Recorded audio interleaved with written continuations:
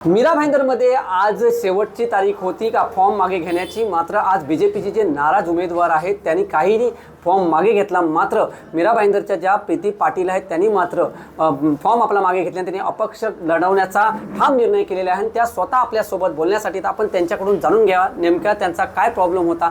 Madam, काय सांगाल? तुम्ही तुमचा अपक्ष फॉर्म भरलाय, तुम्ही बीजेपीत होतात, पहिला नगरसेवक होतात, काय कळलं तुम्ही अपक्ष लढताय? मी निष्ठावान कार्यकर्ती होती भारतीय जनता पार्टीची, पण मला तिकीट दिलं गेलं नाही म्हणून लोकांशी तर जोडून राहायचं एक माझं वेळ आहे। त्याच्यामुळे मी घरी तर बसू शकत नाही। ठीक आहे, माझं प्रोफेशन आहे, ते एक मला जरिया आहे सेवेचा, पण कसं माझा आवाज नगरपालिकेत पोचला पाहिजे त्याच्यासाठी मी अपक्ष फॉर्म भरलेला आहे। काय कारणं होती तुम्हाला तिकीट न देण्याची? काय सांगण्यात आलं तुम्हाला पक्षाकडून? मला अजून एकही कारण सांगितलेलं नाही आहे। कालच्या पण मी बाईटमध्ये सांगितलं की ज्या उमेदवारांना तुम्ही तिकीट दिलेलं आहे त्यांची मला 2 कामं सांगा, आणि जर ती 2 कामं असतील आणि मी कुठे मायनसमध्ये असेन तर मी माझा फॉर्म मागे घ्यायला तयार होते। तुम्हाला कोणी पक्षाकडून फोन केला की फॉर्म मागे घेण्यासाठी? नाही, मला कोणी फोन केला नाही, आणि केला असता तरी मी घेतला नसता। काय एवढा राग आहे तुमचा बीजेपीवरती? बीजेपी ही एक संघटन, मोठं संघटन आहे आणि मानणारा हिंदुत्ववादी संघटन आहे।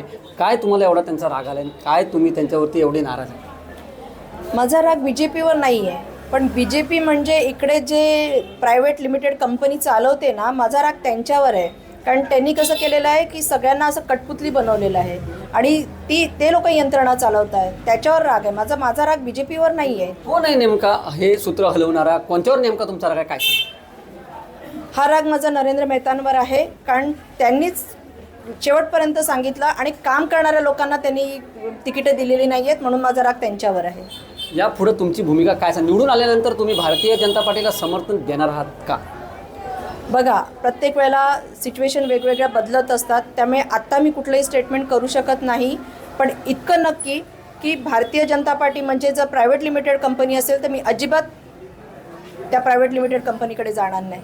तुम्ही या अगोदर 12मधून निवडणूक लढवल्या होत्या, तुमचा अचानक वॉर्ड बदलण्यात आला, तुम्हाला लास्टपर्यंत सांगण्यात आलं होतं की तुम्हाला तिकीट मिळणार, लास्ट मोमेंटला तुम्हाला तिकीट दिलं नाही, त्यामुळे तुम्ही या संदर्भात वरिष्ठ लेवलला काही चर्चा केली का? काय पत्रव्यवहार काय केला आहे का? कसं होतं, जेव्हा मला पक्षाचा आदेश आला की वॉर्ड क्रमांक 12ला तुम्ही पक्षातून लढायचं आहे, त्यावेळेससुद्धा माझं काम ह्याच परिसरामध्ये होतं, पण तेव्हापासूनच त्यांचा मनसुबा होता की मला बेघर करायचं। म्हणजे मी 12 नंबरमध्ये गेली म्हणजे माझं जे घर आहे, माझ्या परिसराचा जो माझा त्यांचा जुडाव आहे तो माझा कुठेतरी तुटेल, पण तरी देखील मी ह्या परिसराशी जोडून राहिले। आणि जर मला आता तिकीट नाही दिलं तर त्यांना वाटलं की माझं मोराल डाऊन होईल आणि मी या परिसरामध्ये काम करणार नाही आणि मी संपून जाईन, पण मला संपायचं नाही आहे, तर लोकांमध्ये राहायचं आहे। काय मुद्दे घेऊन तुम्ही लोकांपुढे जाणार आहात या निवडणुकीत? सर्वप्रथम तर मी डॉक्टर आहे, लोकांच्या सेहतचा लक्ष ठेवणे हे माझं प्रथम कर्तव्य राहील। त्याच्यामुळे पूर्वीसुद्धा मी प्रत्येक बिल्डिंग वाईज कॅम्प करायचे। मी बऱ्याच वेळा असं होतं की काही सस्पेक्टेड काही आजार असतात, ते असं आपण कॅम्प केले की अचानक लोकांना माहिती होतात आणि मग त्याच्यातून त्यांना स्वतःचं रक्षण करता येतं।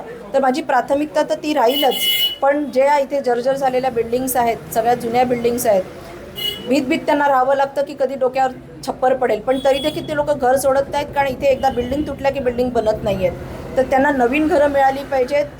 जे नवीन काही GR येतात आहेत की क्लस्टर येतं, हे येतं आहे, त्याच्यामुळे कसं बिल्डिंग बनू शकत नाही आहेत, तर कमी याच्यामध्ये बिल्डिंग बनल्या पाहिजेत।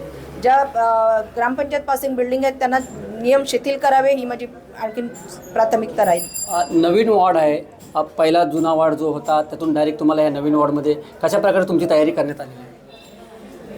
तसं बघायला गेलं तर संघटनात्मक मी इकडे बांधणी केलेली नाही आहे, पण फक्त सोशली काम करत राहिलेली आहे। तर माझं आता जनतेशी कनेक्शन आहे, पण संघटनात्मक माझी बांधणी नाही आहे, म्हणून माझा विश्वास जनतेवर आहे। जनता माझ्याशी माझ्यासोबत आहे. त्याच्यामुळे मला विश्वास आहे की जनता मला त्यांच्यासोबत कायम ठेवेल आणि 5 बमधून मला निवडून देईल.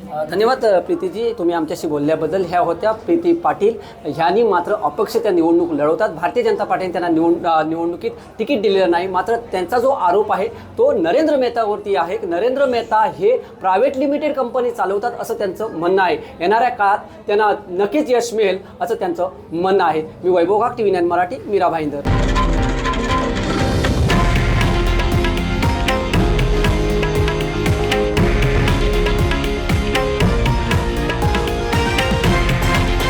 हे आहे देशातील नंबर 1 न्यूज नेटवर्क आणि आपण पाहत आहात TV9 मराठी, एकमेव.